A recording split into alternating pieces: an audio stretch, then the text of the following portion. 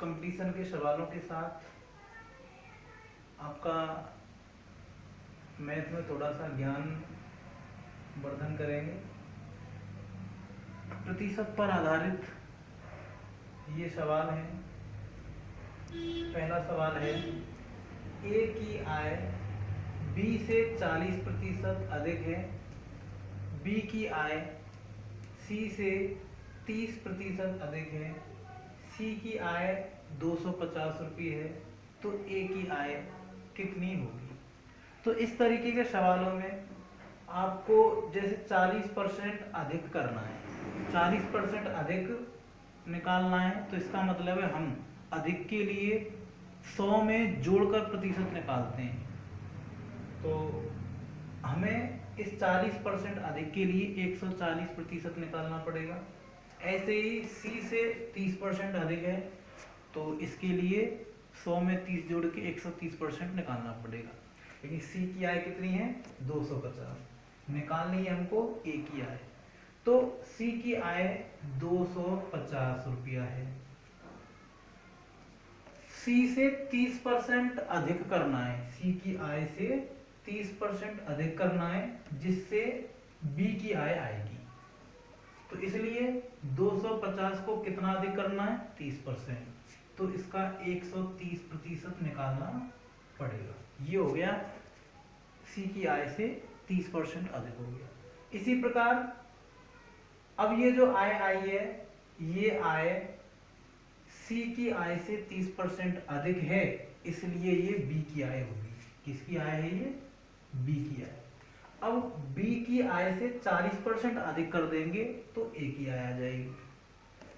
तो 40% अधिक करने के लिए क्या करना पड़ेगा, 140% निकालना पड़ेगा। 140/100 इसको कैलकुलेशन करेंगे तो 2 जीरो से 2 जीरो कट गए, और 25 से 10 बार कट गया, 25 से 4 बार कट गया, 2 से 2 बार, 2 से ये 7 बार, और 2 से ये 5 बार। तो जो कैलकुलेशन में आया है ऊपर 5 × 13 × 7, यानी कि 13 सत्ते 91, और इंटू 5, यानी कि 5 × 5 9 पंजे 45, 455 रुपये ये ए की आय आई है। तो समझ में आया होगा कि अधिक करने के लिए 100 में जोड़कर प्रतिशत निकालना पड़ता है। इसी तरह अगर हम कम की बात करें तो कम करने के लिए हमको 100 में से घटा के प्रतिशत निकालना पड़ेगा। जैसे ये तीसरा सवाल है, एक मशीन का मूल्य 75,000 रुपये था। 1994 का वर्ष है, जिसमें 10% का, 1995 में 12% का, तथा 1996 में 15% का अवमूल्यन हुआ। अवमूल्यन मतलब कमी हुई, अवमूल्यन का मतलब है कमी हुई।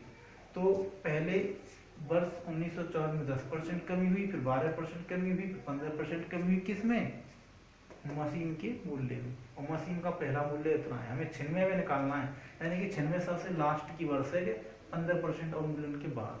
तो इसलिए हमें 75,000 मशीन का मूल्य है। इस 75,000 में पहले 1994 में 10% की कमी हुई, अवमूल्यन हुआ। तो हमें कितना परसेंट निकालना पड़ेगा, 100 में से 10 घटा के 90/100। फिर ये मूल्य आ गया 1995 के लिए। लेकिन 1995 में फिर से 12% की कमी हो गई, तो अब की बार कितना परसेंट निकालना पड़ेगा, 100 में से 12 घटा के 88/100। इसी तरीके से ये जो मूल्य आ गया, ये 96 के लिए आ गया। लेकिन 96 की वर्ष में 15% की कमी हुई, अब की बार कितना परसेंट निकालना पड़ेगा, 85/100।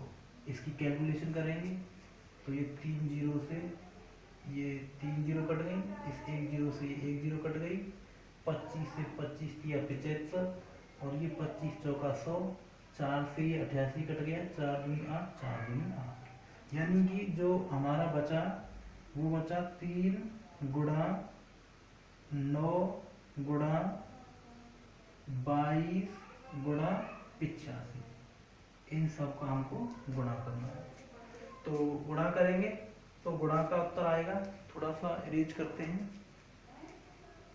इरेज कर दीजिए इधर से।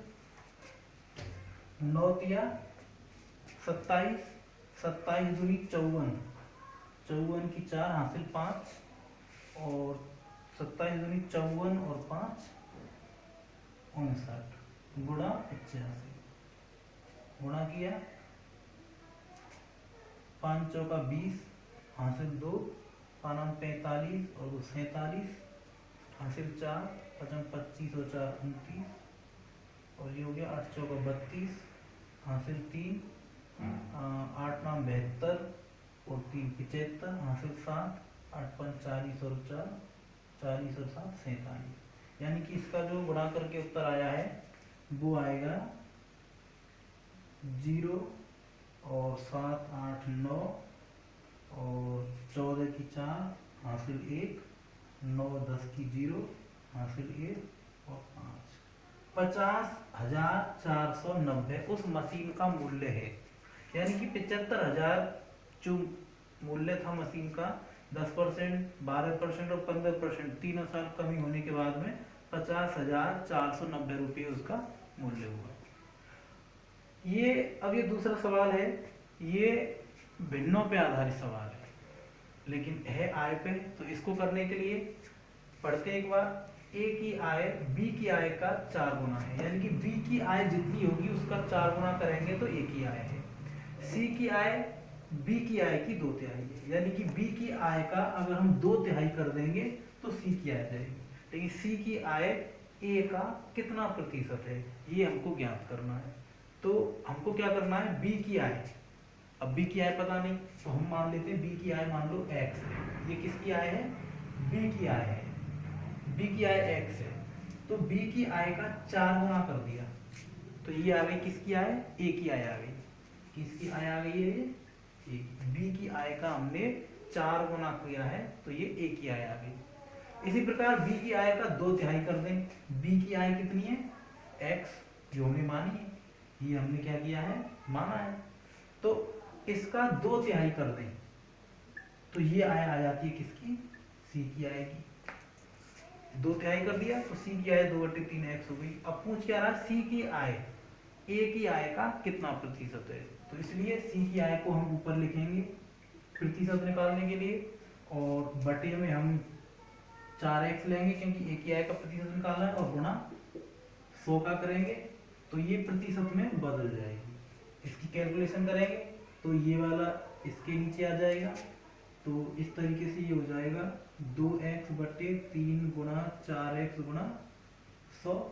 x से x कट जाएगा और 4 से 25 बार कट जाएगा, और 25 दूनी 50/3 और 3 एकम 3 बचे 2 3 18 2/3%, यानी कि 16 सही 2/3% है।